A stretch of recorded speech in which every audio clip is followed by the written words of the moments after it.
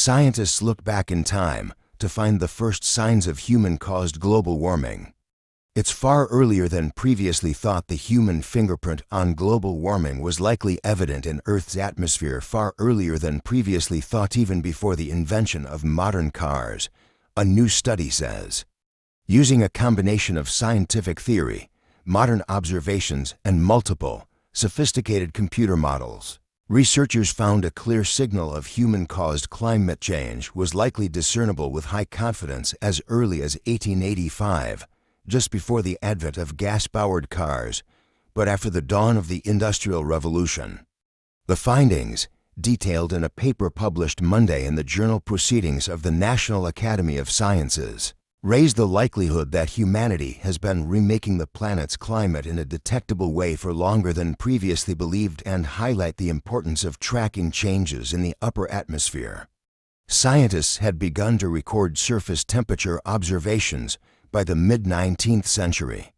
The start date for a detectable human signal in surface temperatures has generally been thought to be in the early to mid-20th century, though other parts of the climate system showed signs of change at different times. For this study, the veteran climate researchers posed the question, with the observational tools of today, when is the earliest that the signs of human-caused climate change would have been detectable in the atmosphere? The study looked specifically at signals in the stratosphere, the second level of the atmosphere.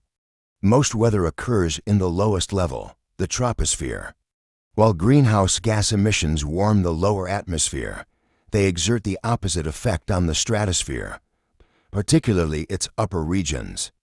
Researchers used this knowledge to examine climate models looking back in time for signs of these effects.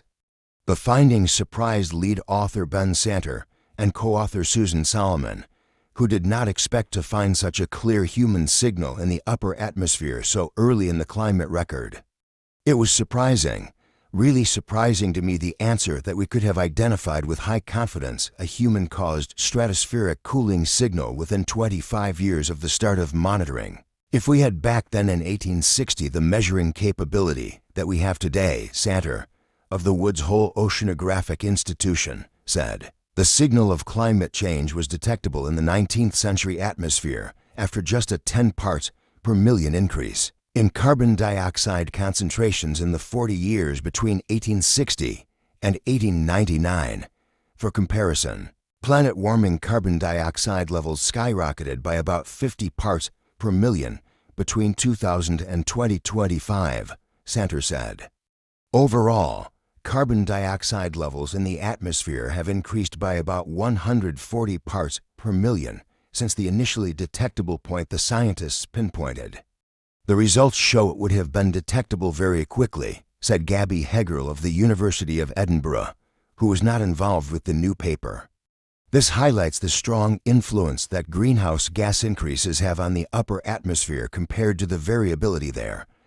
Andrea Steiner, a climate scientist at the Wegener Center for Climate and Global Change at the University of Graz in Austria, told CNN the study shows human-caused climate change can be detected earlier in the atmosphere than at the surface.